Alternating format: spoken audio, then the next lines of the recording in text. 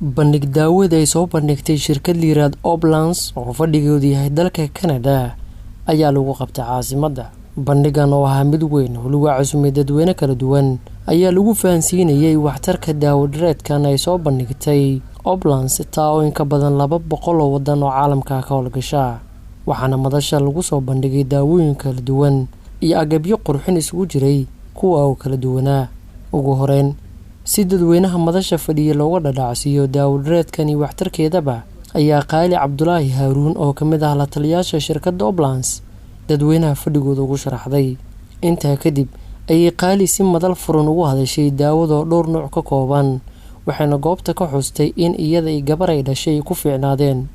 Waxayna tiri daawadan faa'iidada aan ka helay waxay ahayd maalintii aan daawadan aan isticmaalkeeda bilaabayay waxaan qabay rheumatism laf xanuun. gabar yar oo aan dhalayna waxay qabtay gaas.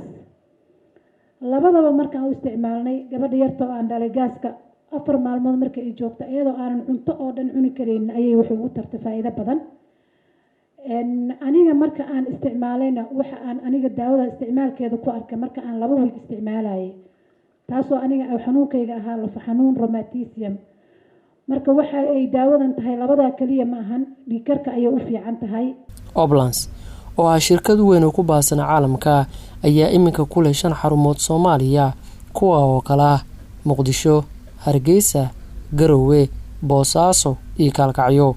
waxayna geeyga Soomaali soo gaartay 8 bilood ka hor, waxaana shaqaalaha guud iminka u shaqeeyay gaariyaan shirkadan in ka badan 1500 oo qof oo Soomaali ah. ugu dambeyn waxaan la hadlay dadkii goobta lagu casuumay waxayna weydiinay aqoonta ay u leeyihiin daawadan. waxyaabo badan aan ka faa'iiday faa'iidadaas oo kamid ah hurdada way ugu yareed daal badan baan lahaay lafaha ayaa i xanuunayay cagaha ayaa i gubanayay gacmaha ayaa i gubanayay way qallalayeen. alxamdulillah hadda isbuuca aan isticmaalayna waxaan ka faa'iiday waxyaabo aad u badan oo aan ka dareemay in ay caafimaad uu ku jiro.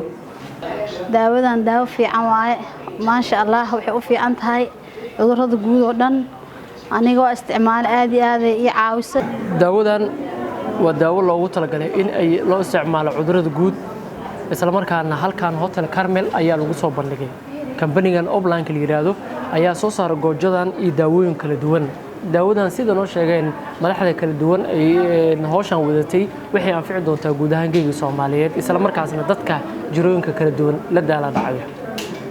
Maxamed Cabdulaahi Jameeka, Muqdisho Cable TV.